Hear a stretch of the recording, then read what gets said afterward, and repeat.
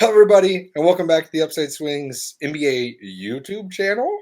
I can't do the my brother does this thing where he goes like, oh, like I can't even do it, but that's all that pops in my head when but anyways, horrible start. You could tell I've been in PE all day because I'm like my hair's crazy and I'm tired, and I had to scarf a Cliff Bar down before we got in here to make sure I had enough sustenance to get through it.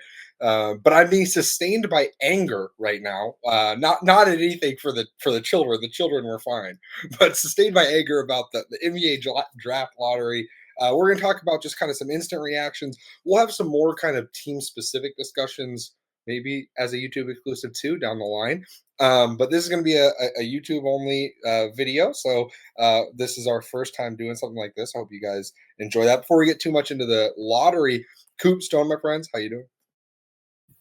I'm doing splendid watching everybody absolutely melt down. It's been a lot of fun, a lot of entertainment.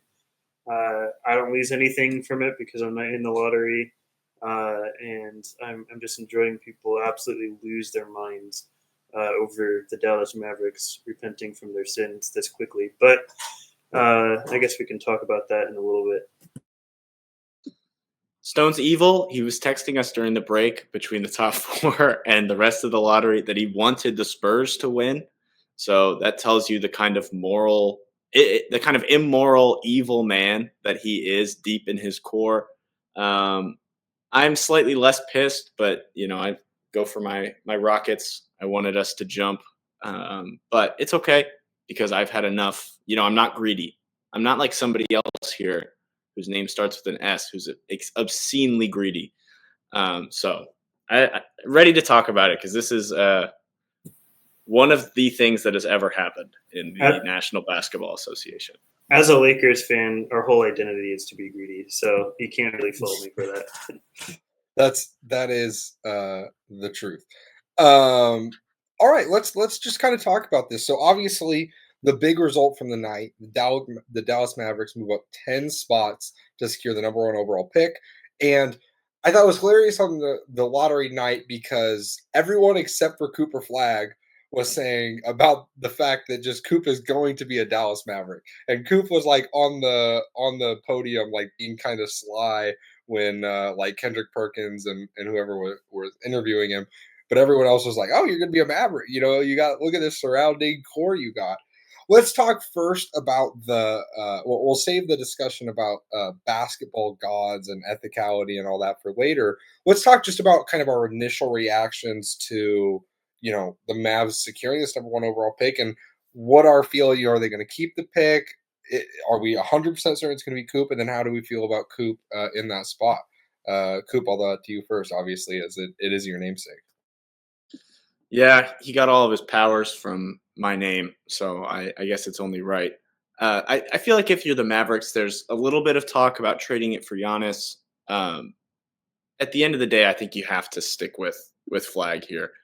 Yeah, I think Flag is a great fit already with what they want to do. Maybe not with AD, who wants to not play the five, and Flag is not really a five in that way. But I think those two as a 4-5 combo, really interesting. I think you can run a lot of big to big pick and roll stuff. You can run DHO stuff. You can run him and Kyrie. There's a lot of interesting two-man game. Get the other two stars off ball and really utilize Flag's passing. I think Lively is really going to get rejuvenated. You could run some mega ball lineups with Flag at the 3, AD at the 4, and then Lively or Gafford at the 5. You have PJ Washington. They have maybe the most interesting front court in all of basketball now with Flag and all the different ages and skill sets that they have. They have such a variety of players and who don't who don't really seem to make sense together on the surface, but with a little bit of creativity, I think it could be really cool. And I just don't think there's a way anybody else goes first. At a certain point, like they're not praying LeBron, they're not the Cavs praying LeBron comes back. I don't think there's any world where it's the right move or the move that happens where they trade that first pick. At least personally, I don't know if you guys disagree with me there, but Stone, do you have anything else to add? I think the Mavericks for me are the now the favorites to be the best defensive team in the league next year. Flag and AD is just an absolute monster duo defensively. Maybe the two most versatile defenders, maybe like in the entire league. That pairing at least together, um, and I think a lot depends on Kyrie's health moving forward and how he recovers from this injury. Um, because the guard play outside of him is lacking quite a bit, but you now have a bunch of different ways to defensively throw things at your opponents. And I think you have a ton of lob threats. I think Flag's passing is huge because of the lacking guard play. Flag can be like a secondary creator next to Kyrie, or maybe even a primary when Kyrie sits. Like he's that level to me of initiator. And as far as like the trade stuff, we just saw what happened with Luka, so we can't really rule anything out that this pick won't be moved.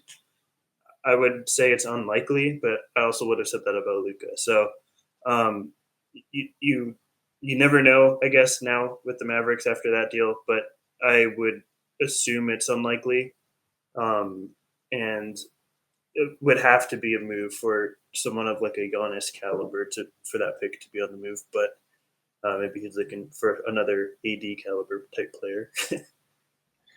So my initial take was, aside from again anger, like it's one of those things that it doesn't feel just that a team that just made what, in my opinion, is maybe legitimately the worst move in NBA history might actually get bailed out and be better off for making that move long term. Not necessarily, like I'm not saying Coop will be a Luka level franchise cornerstone, but there's a chance, right? And there's he's cheaper and has a longer timeline, all this stuff.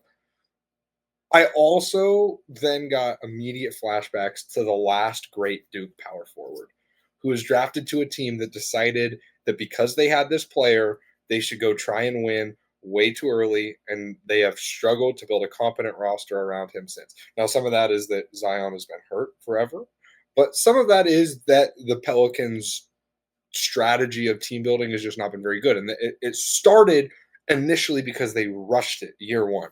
They got Zion and they were immediately like, we should try and win basketball games instead of settling down and being like, we just need to, focus on building around this guy. That's my big worry with the Mavericks is they're going to get Coop in the building and they're going to say, okay, well, now we have AD and Lively. I'm guessing Gafford goes. I think his contract, I'd have to check his tankathon, and I would do that before I made a very specific video on them. But you're kind of talking about an interesting, developmental context where really the only other young player on this team who's worth much is Lively. I mean, maybe you could say Jaden Hardy if you're really stretching it.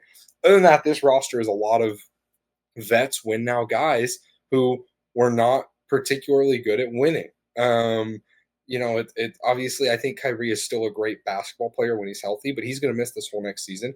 So the question is, are they going to try and push this year? I would struggle to see them trading AD again, like to another spot. I just don't know what that would look like. I just think too, there's only so many teams with the capital for moves, and Giannis is going to be the big target this summer. And then after that, what does it really look like? Is AD the next guy? If the Spurs end up with Giannis and the Rockets are like, man, we struck out, but we still want a guy, do they go after an AD? I don't know. These are the questions. A part of me worries that this is just going to be Coop playing on a team that's going to be chasing the 8 seed, and they never get a good enough pick to develop him or develop with him to actually be a competent enough team overall in the long term. The caveat with that is we have now been proving time and time again that you don't have to be that bad to get a great pick. Just the truth.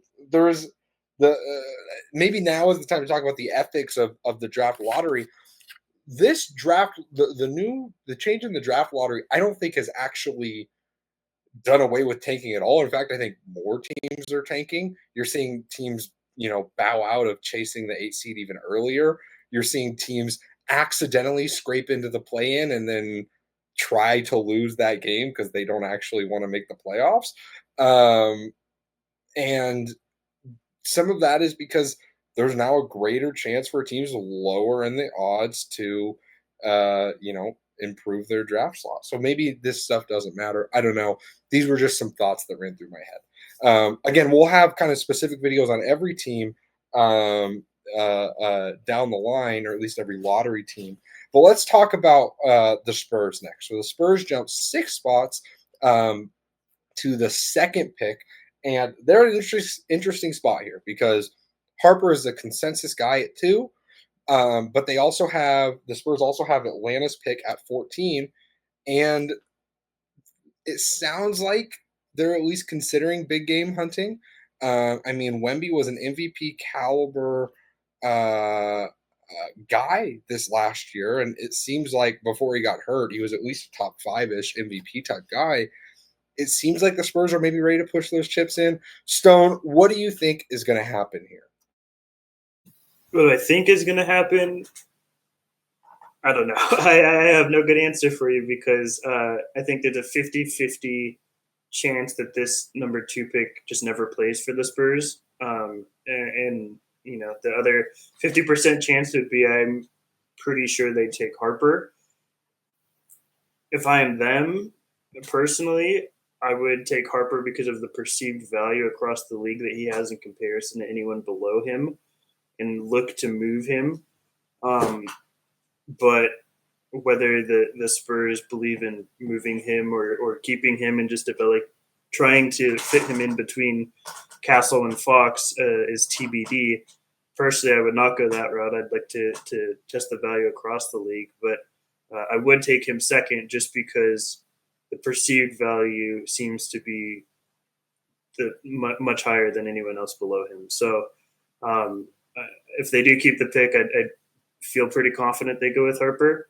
But stranger things have happened.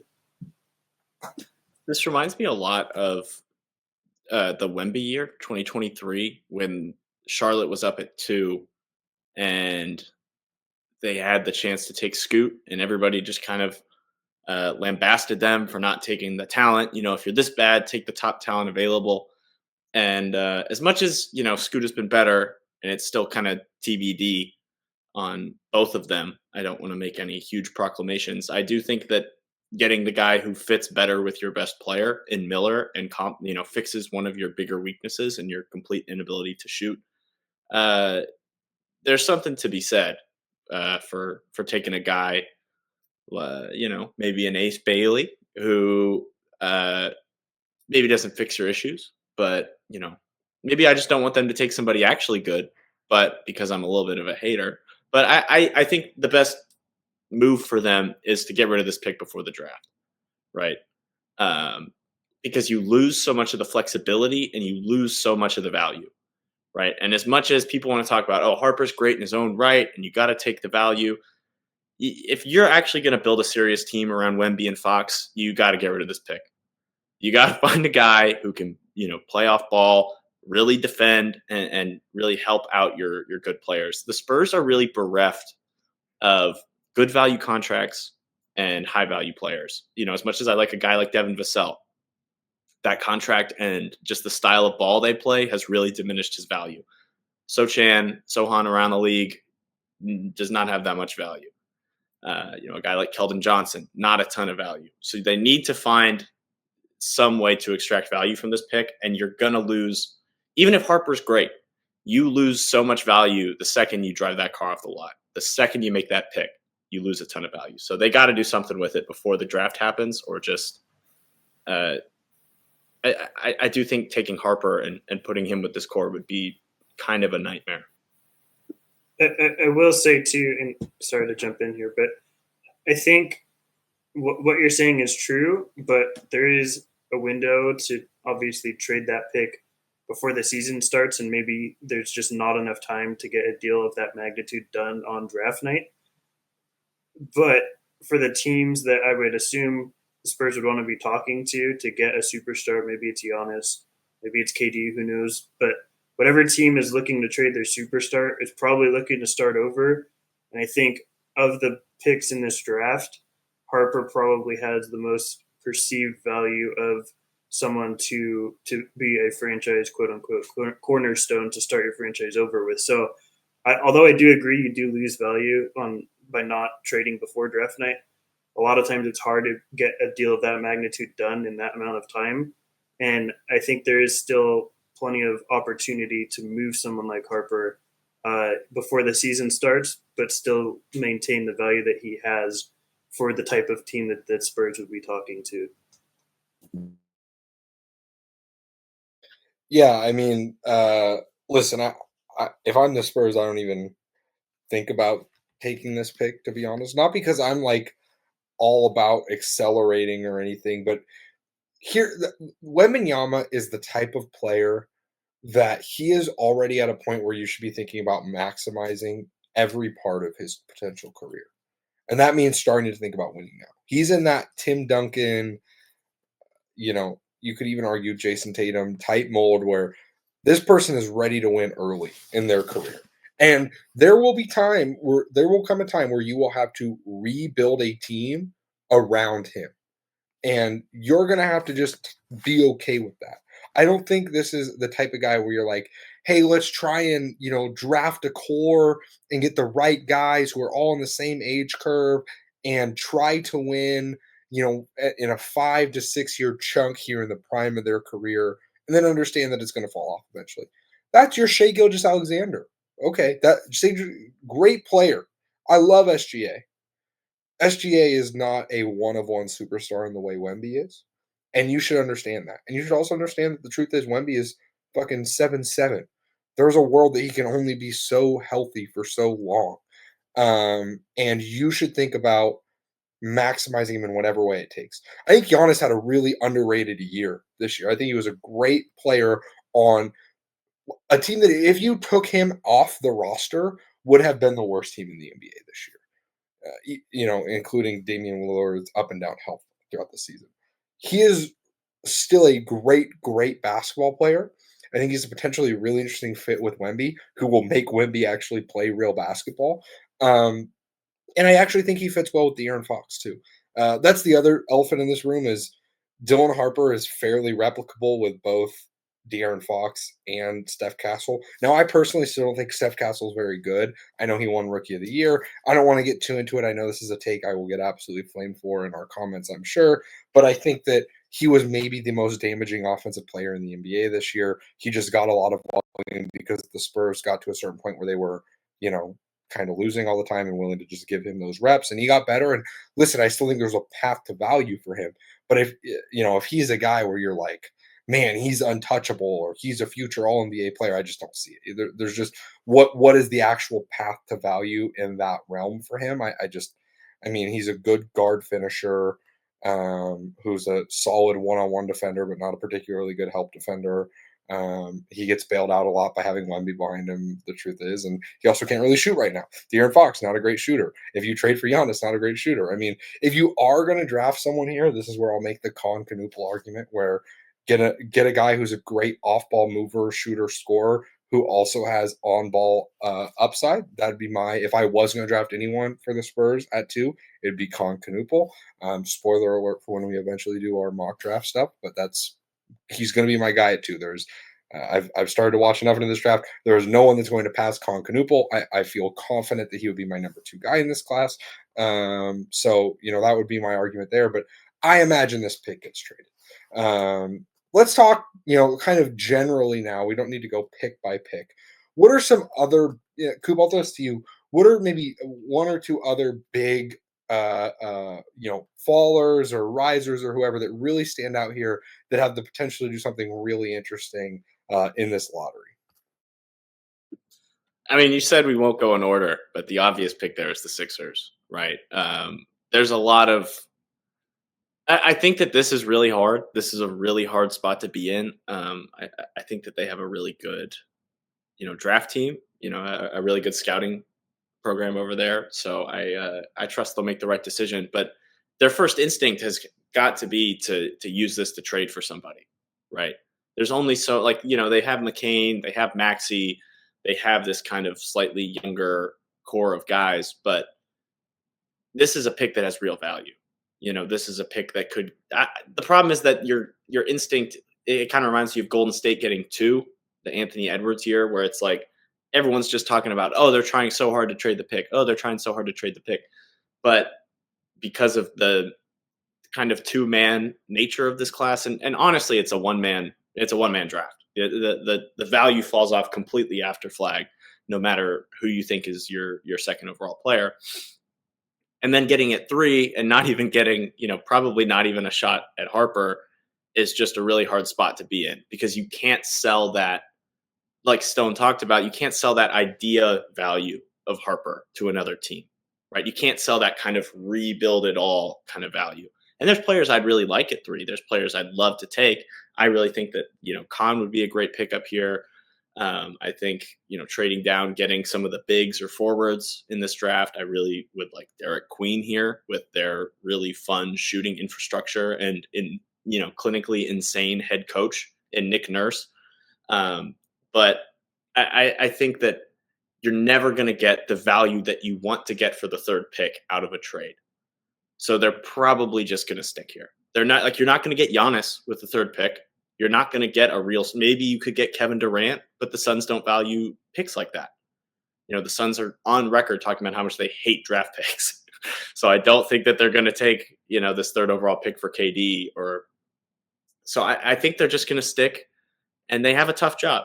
But I think, even like a Trey Johnson, another guy who could just really space the floor, shoot the piss out of the ball, come off fun DHOs. I think there's a lot of really interesting names that you could add to this team. At 3, who could really add value. But, we'll see. Do you guys have any other names for Philadelphia? Or I just want to say this is where the draft is going to open up. I am very confident that the top 2 will be Cooper Flagg and Dylan Harper. I think right now consensus is saying Ace Bailey at 3. I would not be surprised if this is. I think it's maybe 45% Ace Bailey, 55% the field right now. I think there is a number of guys this could be. And the truth is the Sixers are one of the teams that are most confident in their kind of scouting infrastructure, I think. Their general philosophy so far has been just take the best guy that falls that you think should have gone way better. Tyrese Maxey, Jared McCain, specifically those were high RCI guys too. So I'm not saying it won't be Ace, but I think this is where the draft really opens up in terms of this could be, 5 to 6 different guys. And I think the Sixers are an interesting point where I don't think they're going to be loading up for sure to try and win next year. There's a chance they do, but I think there's a chance that Joel Embiid's knee is just completely mush, and they know that, and they are going to use this as their chance to start to pivot. Maybe that means building around Maxey. Maybe that means trading Maxey. The truth is Paul George is probably a negative value asset at this point, so he's going to be hard to kind of get off of. So you might have some years where they're fine being like a 7-8 seed, but really they might treat this as the start of their quote-unquote rebuild or retooling. And so I think they're really going to swing for the fences here. I think the odds are pretty strong they keep this pick, and they try to take whoever they think like the best star bet is. I think it's they're stuck between 2 timelines, right? You have the younger core, and you have the older core that you had hoped would be healthy enough to lift up that younger core, and they could all work together and have more success than they did this season. The older core is obviously with Paul George and Embiid. It's really tough to bet on them moving forward as being the pillars of your team. With the health concerns, not that they don't have the talent, but when you're that unreliable to be on the court night in and night out, it's very difficult to build a team around that. I would agree that they probably keep the pick.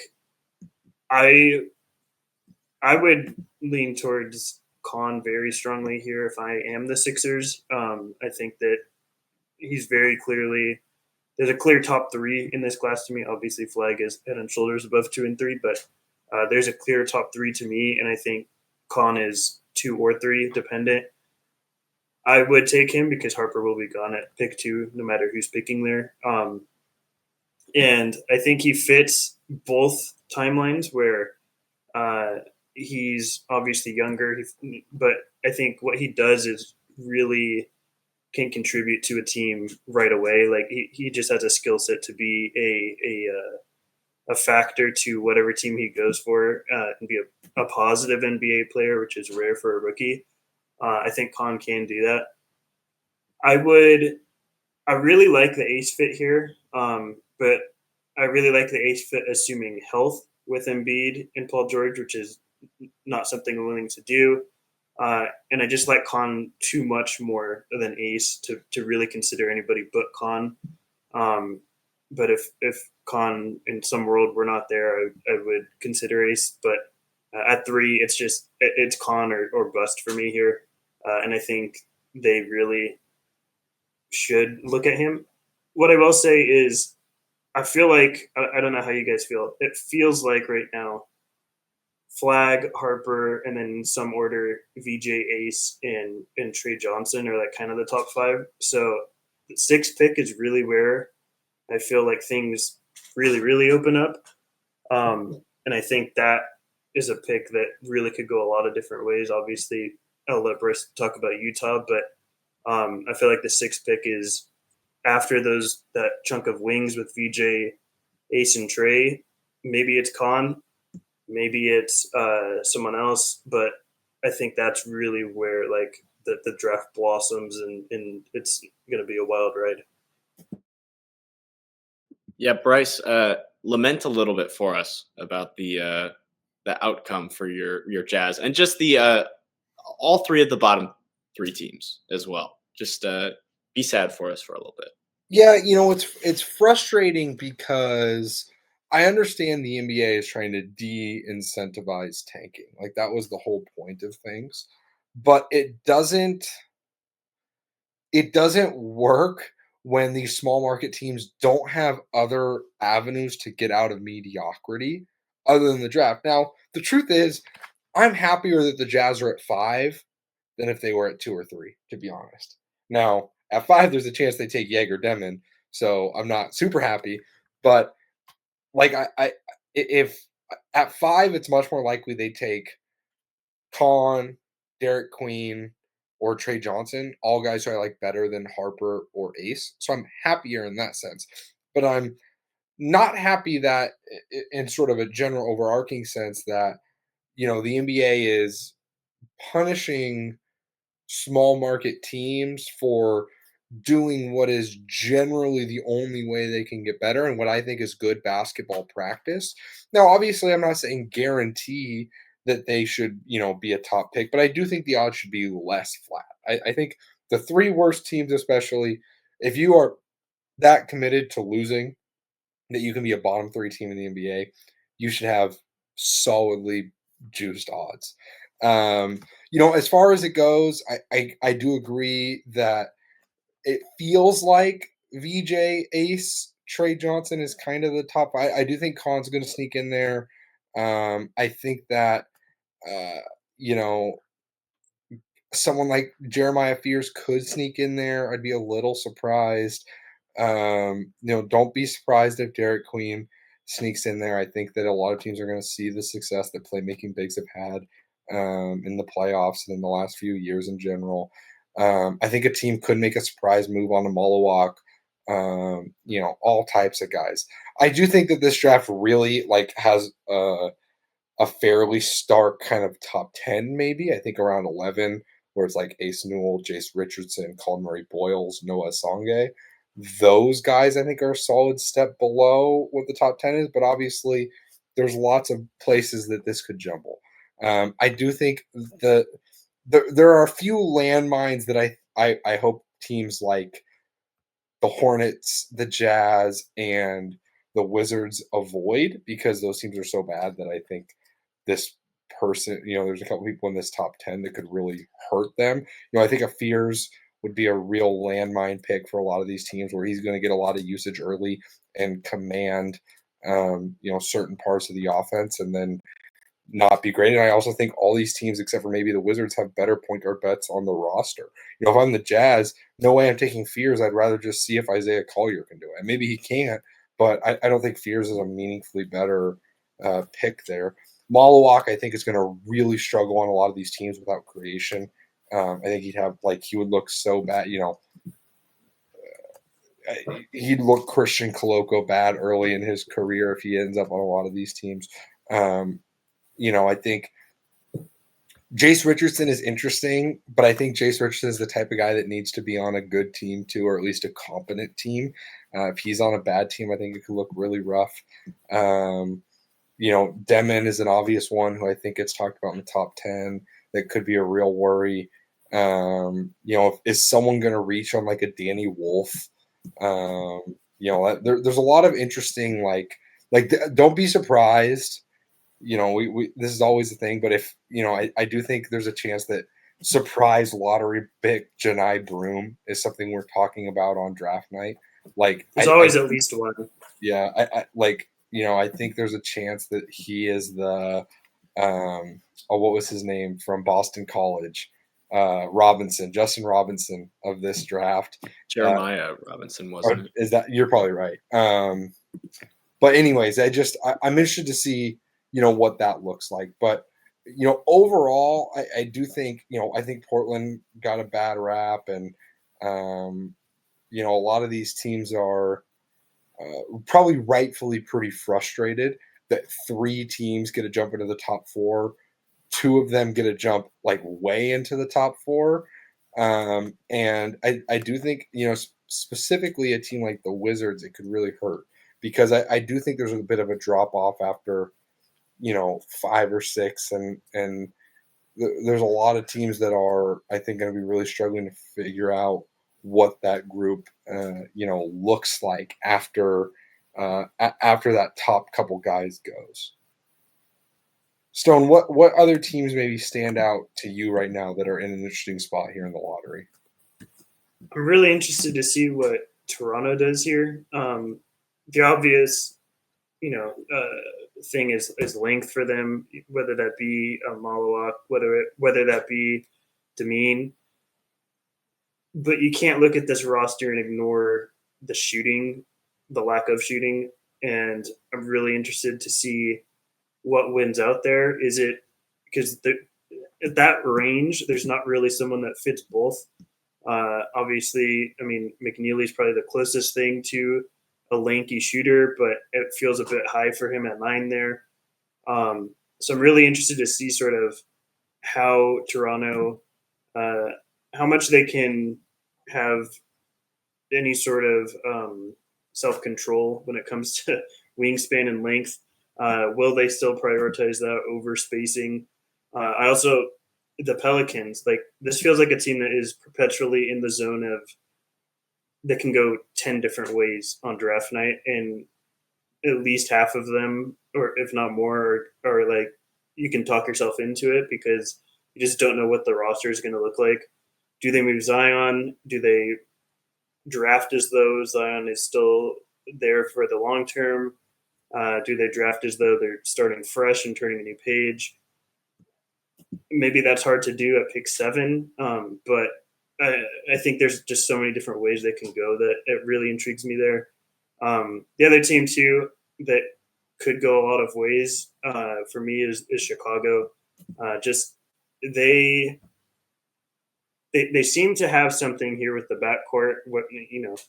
Maybe not in any sort of contention anytime soon or anything, but with Kobe White and Josh Giddey, it seems like they're pretty in on that backcourt. Obviously, Buzelis had his moments this season. They're starting to finally, I think, build somewhat of a young core, kind of, and how they look to add to that, I'm pretty interested in. But yeah, those are the teams that stand out to me. Obviously, Cooper's going to say the Rockets, and I'll let him do that. But real quickly, I just want to slide that for me, a late riser that I think could go top 10 or maybe top 7 or 8 would be Carter Bryant. If he were to stay in, it seems right now like a bit lower, but usually the week of the draft, there's always someone that rises way late. And for me, I would think that might be Carter Bryant this year, and I'm really interested to see where he goes. Yeah, I think we have to wrap up here soon, so I'll keep it kind of brief here on the Rockets. But I'm praying Khan slides to us. You can never have too much faith. That I feel bad, but hopefully some bad intel comes out about him. Maybe he's just a little too white for the other 9 teams ahead of us, and he slides. Just a great decision maker who, I do think that a lot of the more win now teams, the Spurs, the Mavs jumped into non-con range. Do we think that New Orleans wants to spend that kind of draft capital on Con? Maybe, maybe not. I don't know who else would really look if he's kind of seen as this more win now player to do something like that. I really want the Rockets to look at Rasheer Fleming, someone who I actually do think the Raptors could take at 9 because of their obsession with length, athleticism. Wouldn't hate it, but Rasheer's maybe a little old for their very strange draft philosophy. But Rockets could also just go boring, get an Asa Newell, get a Thomas Sorber, just get a big who can come in, rebound, kind of fit in with their strange identity. But there's only a few places I wouldn't want to see the Rockets go. I don't want to see him go after like a Jace.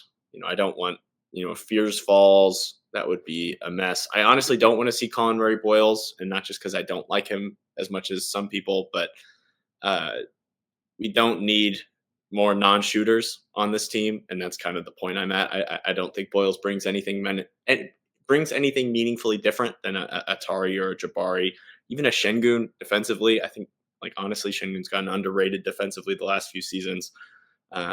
If Demon Demin comes to Houston, then I'm doing unspeakable things to the Toyota Center before I leave. But other than that, I guess Sacramento doesn't have their pick. They lost it to.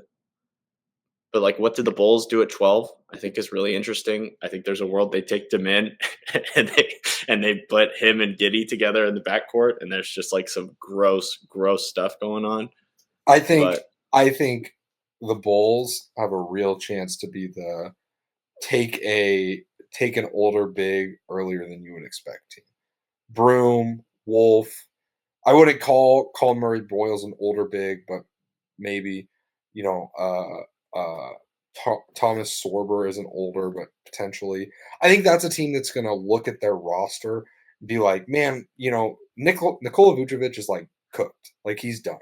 We're going to take a big because this draft is completely open and there's no one else we're in love with. And we know, next year we want to start Kobe White and Josh Giddey and Matas Buzelis and Patrick Williams. We know we want that to be our starting 5. So we just need the 5th guy. Maybe Malawak falls, but assuming he doesn't, that I think there's a chance they're the team that takes the real crazy surprise. I also think there's a chance that a team surprises and takes a Walter Clayton early. That's a guy that I know is going to be a really big workout warrior guy. I could absolutely see him being, the type of guy that the Magic maybe look at 16, or if the Spurs keep that 14th pick. There's a world, right, that the Spurs trade Castle and the 2nd pick, but still have the 14th pick, and I could see them taking someone like a Walter Clayton there. I could see the Rockets even 10 might seem too high right now.